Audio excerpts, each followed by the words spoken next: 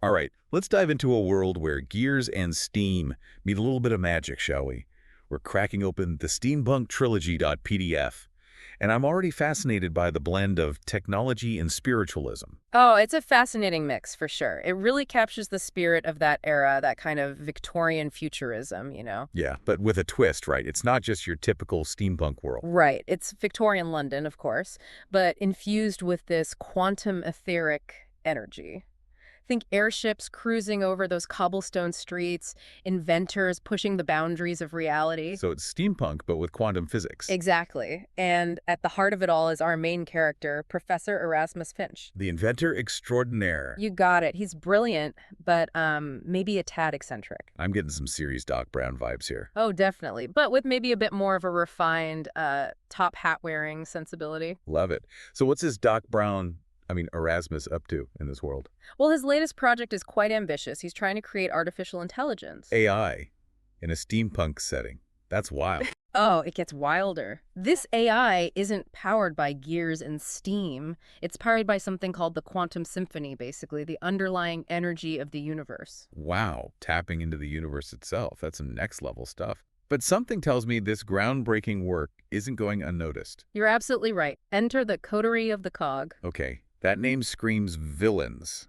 Who are they? They're a secretive organization obsessed with control. Control over technology, over innovation, over everything, really. So basically, the steampunk Illuminati. You could say that. They see Erasmus's work as a threat.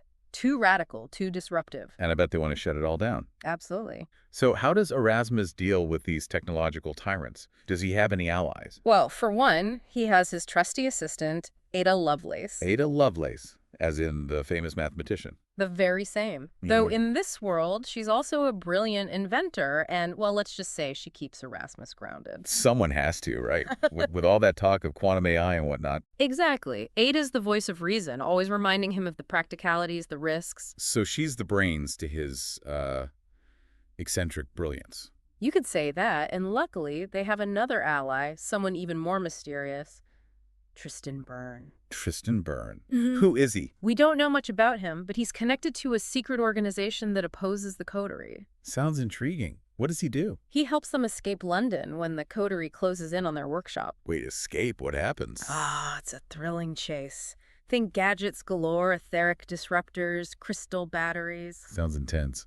And what about those mechatronic pigeons you mentioned earlier? Oh yeah, they use them for communication, little messages tucked under their clockwork wings. Wow, that's such a cool detail. So they escape London, but where do they go? Tristan helps them get passage on a ship, the SS Ethereal Albatross. Okay, that name is just epic. It's a magnificent steamship powered by both steam and that quantum etheric energy. Oh, I bet it's beautiful. All gleaming brass and intricate gears. It's quite a sight. But their destination isn't London. They're headed for New Orleans. New Orleans. Wow, what a change of scenery. Why there? New Orleans is known for its open-mindedness, its embrace of both the scientific and, well, the spiritual. It's a place where Erasmus's work might be understood, maybe even appreciated. New Orleans, the heart of voodoo and jazz, where spirits roam and inventions abound. This is where their real adventure begins, isn't it?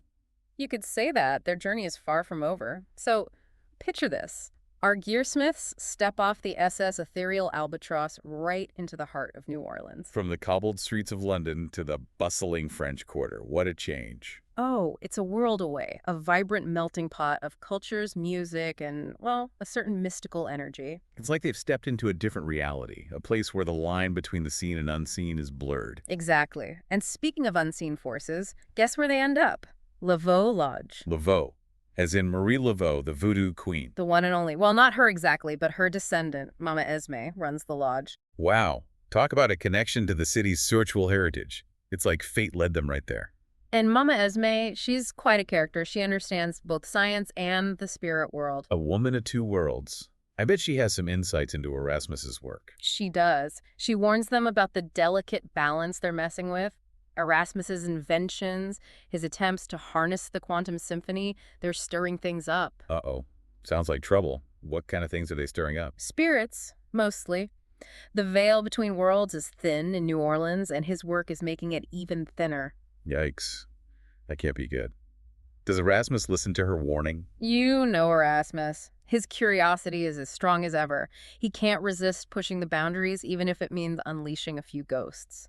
So what happens next? They stumble upon an abandoned jazz club, which, as it turns out, hides a secret in its basement. A secret? What kind of secret? Dr. Blackwood's workshop. He was an inventor, obsessed with talking to the dead. Talking to the dead. Okay, that's a bit creepy, even for New Orleans. It is, but remember Tristan Byrne, their mysterious protector. Well, Dr. Blackwood was his great-uncle. Wow, another layer to this already complex story. And guess what they find in Blackwood's workshop? Don't tell me. A way to talk to ghosts. Not just talk, but amplify and translate their energy. Plans for something called the ethereal harmonic resonator. Erasmus must be over the moon. A device that could bridge the gap between the living and the dead. He is, of course. Ada is a bit more cautious, but they decide to give it a go. I'm already getting a bad feeling about this. And you'd be right to feel that way. They build the resonator, fire it up, and, well, let's just say things get a little out of hand. Out of hand how? Ghosts everywhere. Objects flying, whispers in the air, and then, bam, full-on apparitions swirling around them. Talk about a spectral rave. What do? Their first challenge is a creature straight out of Louisiana folklore, the Rougarou. The what? Rougarou. Part man, part wolf, all trouble. Oh, like a werewolf, but with a Cajun twist. Exactly. And of course, Erasmus wants to capture it. With his modified ethereal proton vacuum, naturally. Of course he does. They really are Ghostbusters now. But capturing the Rougarou attracts something even worse, an interdimensional entity with a taste for chaos. An interdimensional entity. Things just went from bad to worse. So last we left our Gearsmiths, they were in a bit of a predicament. An interdimensional entity on the loose in New Orleans.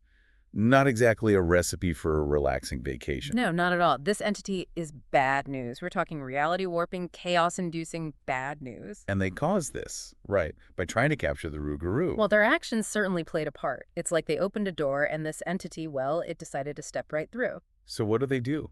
How do you fight something that can warp reality? That's the question, isn't it? And they quickly realize that their usual gadgets, even the ethereal proton vacuum, might not be enough. It's going to take more than just science to solve this problem, right? Right. Luckily, they have Mama Esme on their side.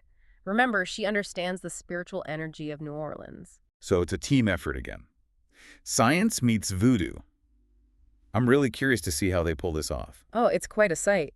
Erasmus with his gears and wires working alongside Mama Esme and her knowledge of rituals and spirits. It's like they're blending two completely different worlds, a symphony of science and magic. Exactly. And it's intense. The entity is powerful, but they manage to push back to seal the breach.